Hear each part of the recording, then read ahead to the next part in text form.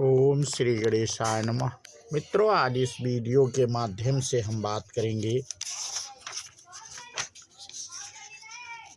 जगत के अत्यंताभाव का प्रतिपादन, मंडपोपाख्यान का आरंभ, राजा पद्म तथा रानी लीला का परस्पर अनुराग, लीला का सरस्वती की आराधना करके वर पाना और रणभूमि में पति के मारे जाने से अत्यंत व्याकुल होना।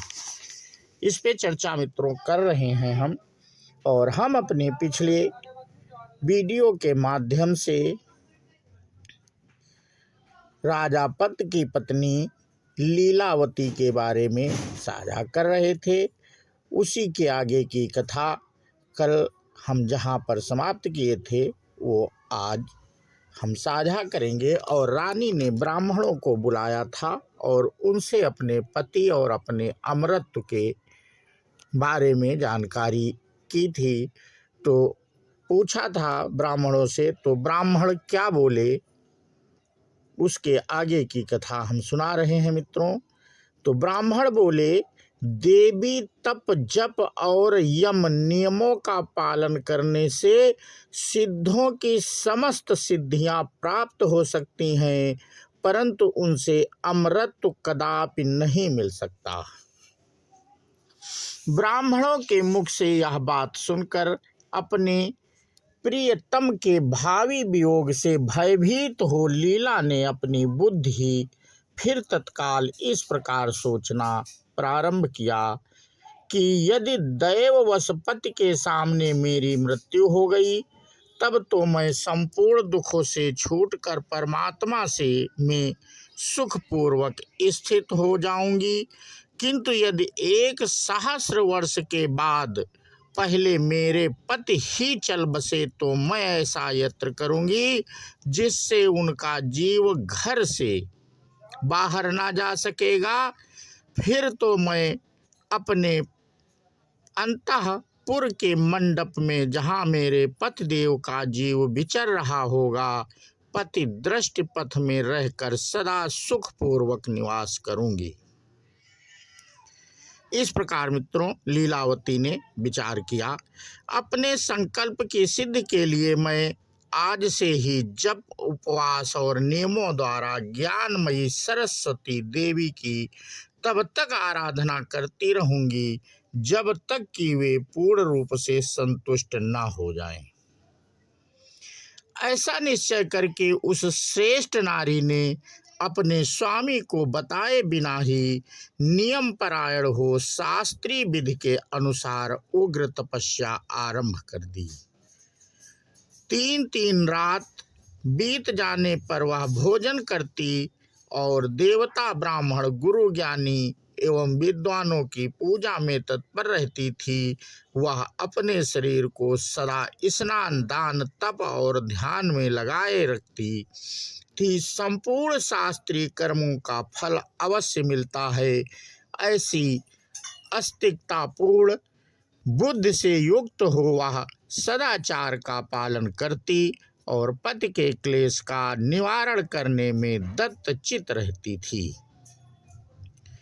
उन दिनों भी वह पहले की ही भांति ठीक समय पर पूरी चेष्टा और लगन के साथ शास्त्रोक्त रीति से क्रमशः पति की सेवा शुश्रूषा करके उन्हें संतुष्ट रखती थी।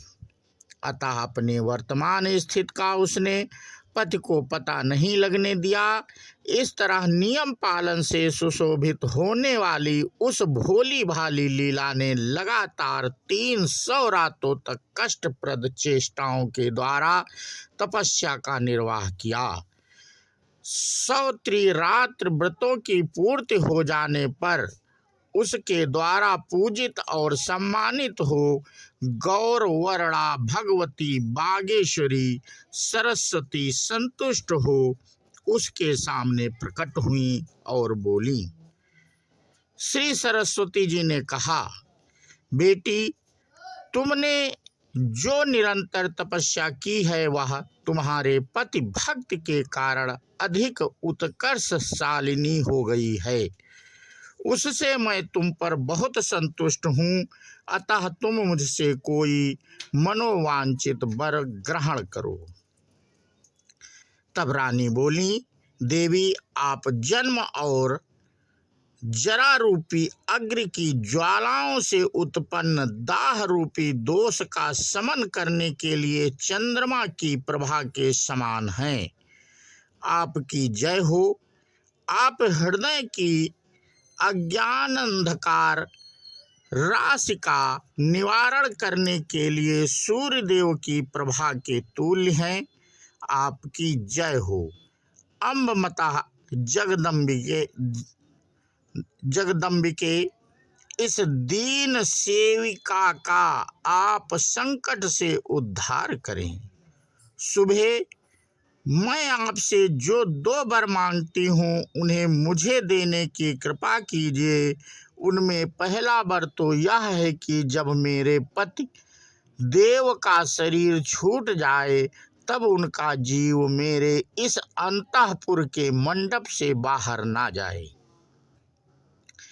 और महादेवी, मैं दूसरा वर यह मांगती हूँ कि जब मैं आपसे वर पाने के उद्देश्य से दर्शन देने की प्रार्थना करूं, तब आप मुझे अवश्य दर्शन दें।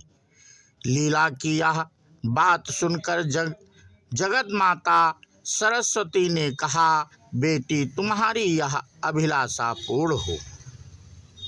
यह कहकर वे स्वयं वहां से अदृश्य हो गईं, ठीक वैसे ही जैसे महासागर में लहर उठकर स्वयं ही शांत हो जाती है। तदनंतर जिसकी इष्ट देवी संतुष्ट हो गई थी, वह राजरानी लीला संगीत सुनकर मस्त हुई मृगी के समान आनंद में मग्न हो गई। इसके बाद पक्ष जिसके, नेमि गोलक, मास जिसके, मध्य गोलक तथा ऋतु जिसके नाभि गोलक हैं, दिन जिसके अरे हैं, वर्ष जिसका अक्षदंड धुरा है और क्षण जिसके नाभि का छेद है, ऐसे गतिशील काल चक्र के चलते रहने से लीला के पति की चेतना सूखे पत्ते के रस की भांति देखते ही देखते शरीर में सहसा अदृश्य हो गई। बात यह हुई कि किसी शत्रु ने आक्रमण किया और युद्ध में घायल होकर उनका शरीर धराशायी हो गया। वे अंतःपुर में लाए गए और वहीं मर गए। इस प्रकार राजा की मृत्यु हो जाने पर लीला अंतःपुर के मंडप में जल शून्य कमलिनी की भांति मुरझा गई। उसका मुख मलिन हो गया, विषतुल्य उस विश्वास से उसका सारा अधर पल्लव सूख गया। वह बेचारी बाण से बिंधी हुई हिरणी के समान छटपटाती हुई मृत्यु तुल्य अवस्था को पहुंच गई। तत्पश्चात जलाशय के सूख जाने से व्याकुल हुई मछली के ऊपर जैसे आषाढ़ की पहली वर्षा अनुकंपा करती है, उसी प्रकार पति के वियोग से अत्यंत विहल हुई लीला के ऊपर दयामयी सरस्वती ने आकाशवाणी के रूप में कृपा की। तो मित्रों, आज का प्रसंग हम यहीं पे समाप्त करते हैं और इसके आगे की कथा हम अपने अगले वीडियो के माध्यम से साझा करेंगे।